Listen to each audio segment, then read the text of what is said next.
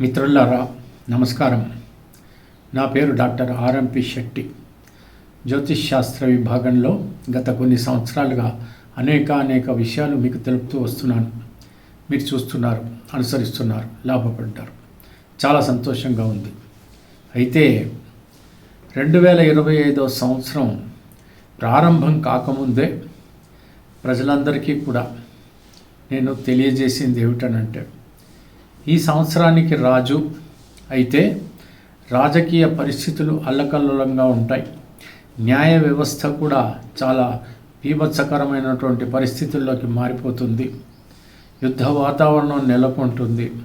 భూకంపాలు ఉంటాయి. ఆ తర్వాత నీటికి సంబంధించినటువంటి చాలా ఎన్నో రకాలైనటువంటి డేంజరస్ సిచ్యువేషన్స్ ఉంటాయి. ఇవన్నీ కూడా నేను చెప్పి ఉన్నాను. యుద్ధ వాతావరణం ముఖ్యంగా నెలకొని ఉంటుంది అని నేను ఖచ్చితంగా చెప్పాను. దానికి ప్రధానమైనటువంటి కారణం అనేక రీతులుగా ఉంది. అన్నిటికంటే ముఖ్యంగా సప్తగ్రహ కూటమి. ఈ సప్తగ్రహ కూటమి అనేటువంటిది ఏదో ఒక భయంకరమైనటువంటి వాతావరణాన్ని కలగజేయబోతుంది అని నేను మాత్రమే కాదు, కొందరు ఇతర నిష్ణాతులైనటువంటి జ్యోతిష్ శాస్త్రవేత్తలు కూడా చెప్పి ఉన్నారు. అయితే ఇప్పుడు ప్రస్తుతం మనం ఈ జనవరి, ఫిబ్రవరి, మార్చ్, ఏప్రిల్ గడిచిపోయింది. మే నెల మాసంలో ఉన్నాము. ఈ కొలది కాలంలోనే మనం ఎన్నో రకాలైనటువంటి బీభత్సకరమైనటువంటి వాతావరణాన్ని మనం చూసాం. మనము మన కళ్ళతో చూస్తున్నాము, అనుభవిస్తున్నాం కూడా. జరుగుతూనే ఉన్నాయి. ప్రమాదాలు ఇంకా ఆగిపోతాయా అంటే ఆగిపోవు. రోజు రోజుకి ఇవి పెరిగిపోతాయని మాత్రం నేను ఖచ్చితంగా చెప్తున్నాను. ప్రజలందరికీ నేను ఎందుకని ఈ వీడియో చేయాల్సి వచ్చిందనంటే, ఇప్పటికీ జ్యోతిష్ శాస్త్రాన్ని దయచేసి నమ్మండి. మేము చెప్పింది జరుగుతుంది అనేటువంటి విషయాన్ని ఒకసారి విశ్వసించి మా మాట నమ్మి మీ జాగ్రత్తలు మీరు పడవలసిందే. మొన్న ఏం జరిగింది? 28 మందిని పొట్టబెట్టుకున్నారు ఉగ్రవాదులు.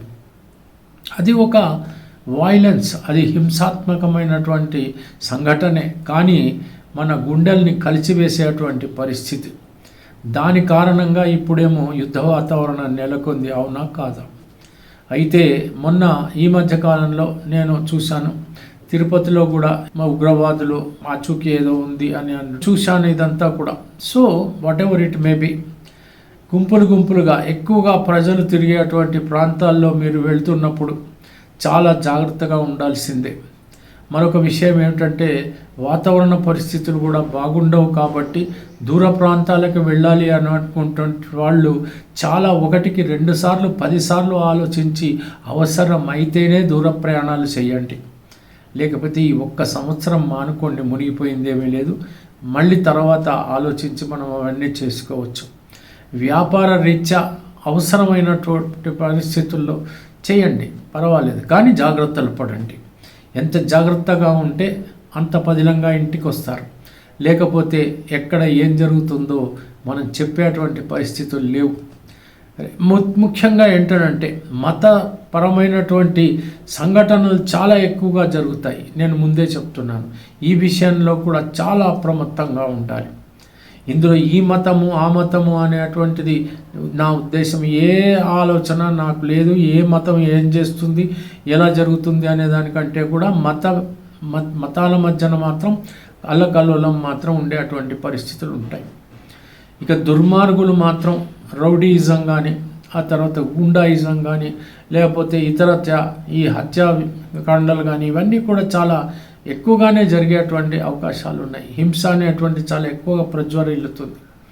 మరొకటి, ఏదో ఒక వైరస్ కూడా వ్యాపించేటువంటి పరిస్థితులు కూడా ఉన్నాయి.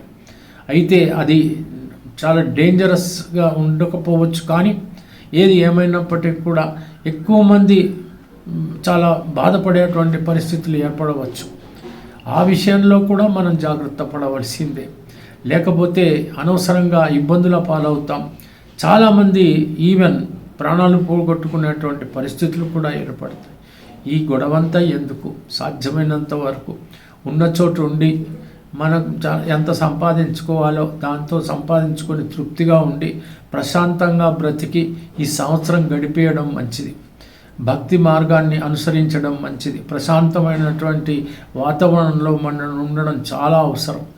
లేకపోతే మాత్రం మన పిల్లలు, మన పెద్దలు, మనము, మన కుటుంబము, మన వ్యవహారాలు అన్నీ కూడా దెబ్బతినేటువంటి పరిస్థితులు ఏర్పడతాయి. ఈ కారణం చేత నేను మరొక్కసారి మనవి చేస్తున్నాను, జ్యోతిష్ శాస్త్రం ప్రకారంగా ఏమైతే చెప్పారో అది 100% జరగకపోయినా 70% మాత్రం జరిగి తీరుతుంది. జాగ్రత్తగా ఉండవలసిందే. ఎక్కడికి వెళ్ళినప్పటికి కూడా గుంపులుగా ఉన్న చోటికి దయచేసి వెళ్ళకండి. ఇండివిజువల్గానే ఎక్కువగా ప్రయాణాలు చేయండి. అయినప్పటికీ కూడా చాలా జాగ్రత్తగా 4 దిక్కులా చూసుకుంటూ మీ పనులు ముగించుకొని హ్యాపీగా ఇంటికి రండి. ప్రశాంతంగా ఉండిపోండి. అంత మాత్రం. నేను భయపెట్టడం లేదు, భయపెట్టాలనేటువంటి ఉద్దేశం మాత్రం నాది కాదు. నా ఉద్దేశం ఏమిటంటే మిమ్మల్ని జాగ్రత్త పరచటమే, మిమ్మల్ని మేల్కొలటమే. మిమ్మల్ని ఎందుకు వారం చేస్తున్నానంటే మీరు చల్లగా హాయిగా 10 కాలాల పాటు బ్రతికగలిగితే నాకు అంతే చాలు. అంతకంటే మరొక ఆశ, మరొక ఆలోచన అట్లాంటివి ఏమీ లేవు.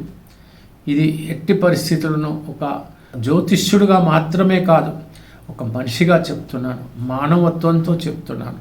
దయచేసి అర్థం చేసుకోండి. నేను చెప్పింది వినండి, అనుసరించండి. సెలవు.